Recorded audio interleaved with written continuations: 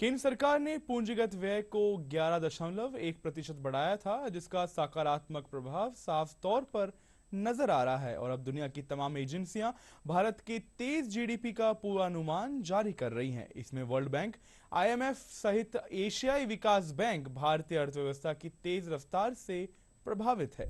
हाल ही में एडीबी ने चालू वित्तीय वर्ष में जीडीपी 7% रहने का अनुमान जारी किया है।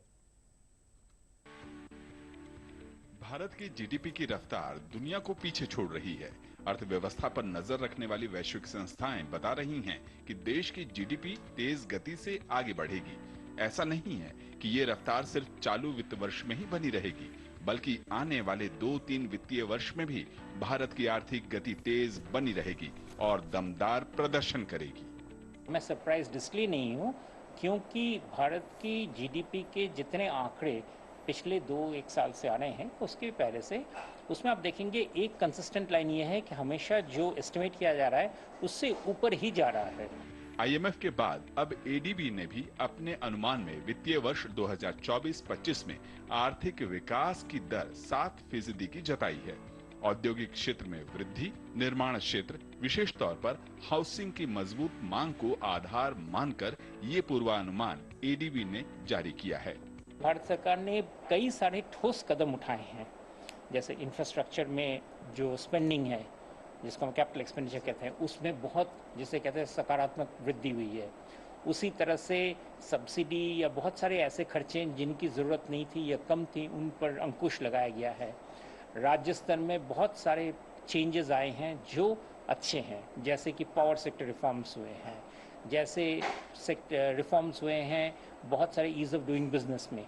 इन सभी का जो इफेक्ट है वो धीरे धीरे जब उनका दायरा बढ़ता गया है, और उसी का ही नतीजा अभी आपको दिख रहा है कि जीडीपी के जो ग्रोथ है वो आगे बढ़ता जा रहा है।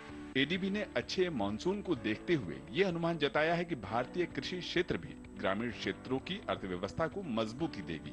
वहीं निवेश को लेकर भी सकारात्मक रेटिंग दी जा रही है। इन्हें आधार मानकर एडीबी ने 2025-26 के लिए 7.2% जीडीपी का पूर्वानुमान जताया है। वहीं आईएमएफ ने अपने अनुमान में भारतीय आर्थिक वृद्धि दर को दुनिया में सबसे तेज गति से बढ़ने वाली अर्थव्यवस्था करार दिया है। 2024 के लिए इसकी रफ्तार 7.3% रहेगी। इसके अलावा विश्व बैंक ने जो पूर्वानुमान दिया है उसके तहत 6.6% जीडीपी की रफ्तार रह सकती है।